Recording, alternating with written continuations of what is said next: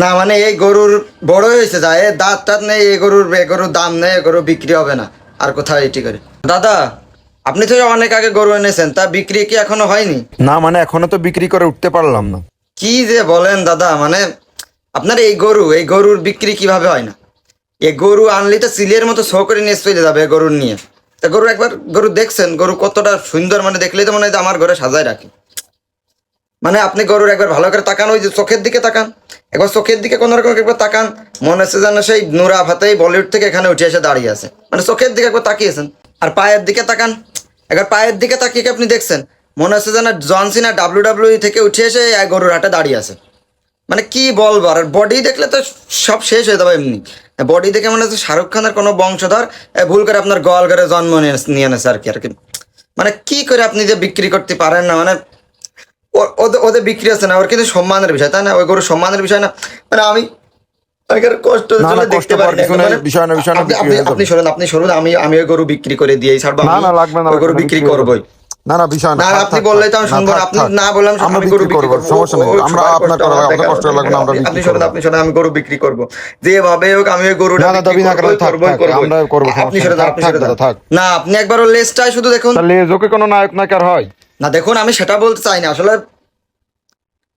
বাস্তবতা কি জানেন, এক সৃষ্টিকর্তার নিষ্ঠুর খেলা, যে আপনাদের মতো এক গোয়াল ঘরে, আপনাদের মতো গরিবের এক গোয়াল ঘরে এই রাজার জন্ম দেয়। আসলে আমি জাস্ট ওর কষ্টটা, একদম কষ্টটা দেখতে পারছি না। মানে আপনি আপনি দেখুন, সরুন, আমি বলছি আপনি সরুন, আমি আপনার গরু বিক্রি করে দিচ্ছি, ওর মান না না, ইজ্জত থাক, যেন আমরা বাঁচাই। বিক্রি করে নেবো। আপনি যতই না বলেন, আমি জানি আপনি মন থেকে না বলছেন, আমি মন না, থেকেই বলছি। মন থেকে না বলছেন না, মানে আপনি যতই মন থেকে না বলেন, আমি তবু ওর না দেখুন, আসল কথাটা হচ্ছে আমরা কোনো দালাল ধরে গরু বিক্রি করবো না, ওরা আবার 3-4 হাজার টাকা আলাদা করে চাই। আরে কি দালাল, কিসের দালাল?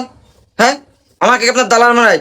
মানে আমি কি অমন দালাল, মানে অমন মানুষ নাকি যে আমি 3-4 হাজার টাকা, ওইরকম মানুষ না যে আমি 3-4 হাজার টাকা আপনার কাছ থেকে নিব। মানে আপনার জনসাধারণের কল্যাণে, গরুর কল্যাণে আমি সব 3-4 হাজার টাকা একদম বিসর্জন দিতে, শত শত লক্ষ লক্ষ বার, কোটি কোটি বার অমন 3-4 হাজার টাকা বিসর্জন দিতে আমি পারি। আমার ওরকম ক্ষমতা সক্ষমতা আছে, আমাকে 2,000 দিলে হবে। দেখুন, গরু কিন্তু 84,000 টাকায় বিক্রি করতে হবে, এর 1 টাকাও নিচে না। মানে কেমনে হয়, কিভাবে হয়?